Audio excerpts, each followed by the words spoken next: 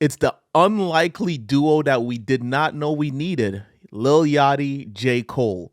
But how do I feel about this most recent track? I'll let you know right here today on InCrowd Network.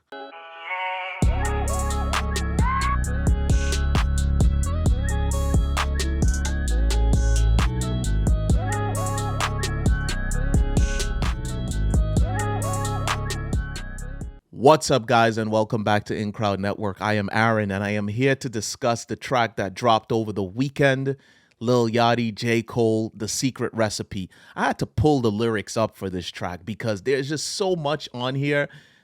It's one of those tracks that you listen to, and it makes you go to the web to read the lyrics, to try to understand the references that are being made.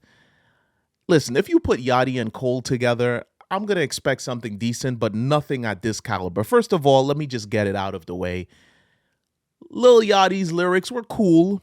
It's probably his best delivery, his best cadence, his best lyrics that I personally have ever heard from him on a true rap track. So it's quite obvious that he as an artist, Lil Yachty, is developing into something that's going to be a lot greater than he currently is. And I'm happy about that because, listen, I started listening to Yachty, I don't know, maybe 2012, 2013, somewhere in that region, maybe 14. I don't know which year exactly.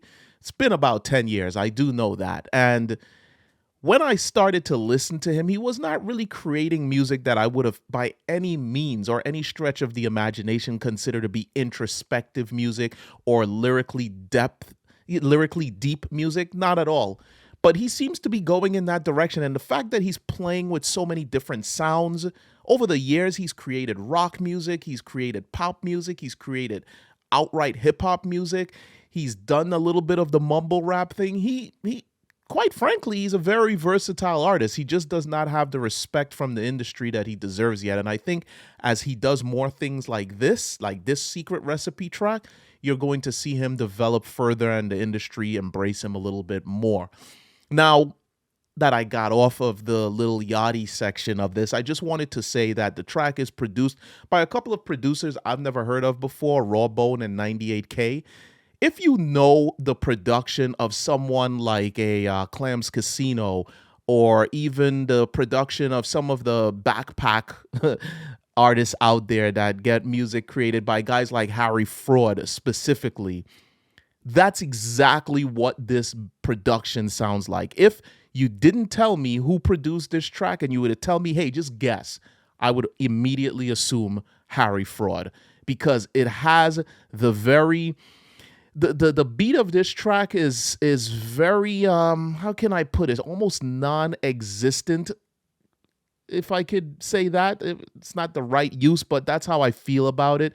The beat just does not stand forth. As we hear in a lot of hip hop today, the beat is more forward and the hip hop vocals are a little bit more blended. So it kind of gives you this element that the beat is more of it's more of a character. It presents itself as a main character of the plot, whereas the hip hop lyrics are just there. Not with this track. The lyrics, the delivery, the vocals, they're pushed forward. The beat stands back a little bit, and then we get this repetitive horn over and over again. And I've heard this horn before. As a matter of fact, I've heard this very beat before. It didn't sound as good, but it was on an album a few years ago.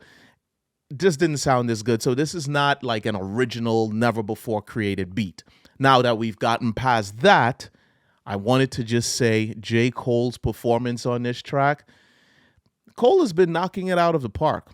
He did a feature for Benny the Butcher last year, which caught a lot of people by surprise and definitely had them saying, wow, this is probably the verse of the year. And now with this one, people are again repeating that sentiment, saying we probably just got the verse of the year. And to be quite honest with you, I've heard quite a bit of hip hop this year, and I'll have to say this is probably top 3, no question about it.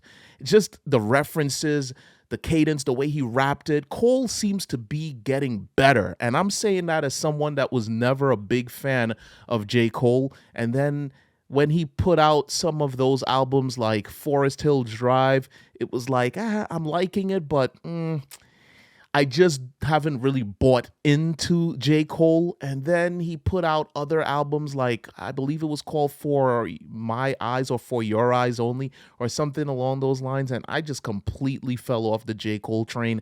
Did not enjoy that album at all. But since he put out KOD, he seems to be out to prove something. He started to rap over beats that were created by other producers instead of his own beats, which personally I'm not a fan of. It's like Eminem. Eminem sounds amazing when he raps over someone else's beats, but when he raps over his own beats, it's like, what am I listening to here? And that's how I felt about J. Cole. Now that he's working with other producers, you can see there's a certain level of energy that is there. I guess it's because he has no longer put himself in the role of producing and creating and rapping over the track, doing everything. You're spreading yourself thin. So now that he's able to just focus on the rapping aspect of it, I think he's doing an amazing job. Just look at some of the lyrics that are on here. Some of these references, I absolutely love this. The line about putting more people on pause. I'm not going to use some of the words he used because I want us to be able to be monetized at some point. But putting people on pause like Cam and Mason Beth, I love that. Love that. I love the fact that he makes reference of different things here. Like, man, there's just so much that's going on with this track. Her FaceTime to ask for a feature. He FaceTime to ask for a feature, sort of face of death. There's a little bit of self-deprecation with the fact that he's saying not quite the Drake effect. I mean, he understands that he does not have the same effect on a track as Drake does, but it's like, listen, take what you get, make sure to write that check, I love that. And then this all flows so well with the beat. It flows so well with the horns. And the fact that Yachty already created a bit of the cadence and Cole just took it and did what he needed to do with it. Oh, man, this is a beautiful track.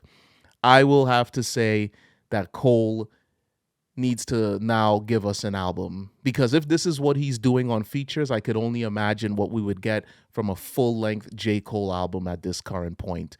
Anyway, guys, I love this track. I'm going to be listening to this track over and over again. This is going to definitely be one that sits with me for a while. But you go ahead and tell me what you guys think. What were your impressions of this track by J. Cole? Did you dislike it? Did you like it? Did you think that I gave it a bit too much praise? Do you think I didn't give it enough praise? What are your opinions? What are your thoughts? Go ahead, sound off in the comments below. Let us know what you think. I am Aaron. This is InCrowd Network. These were my impressions of the currently fire track by J. Cole and Lil Yachty, The Secret Recipe. If you have not heard it, which it's highly unlikely that you haven't, but if you have not, go out, listen to it, give us your comments, leave your impressions in the comments below, and thank you for watching.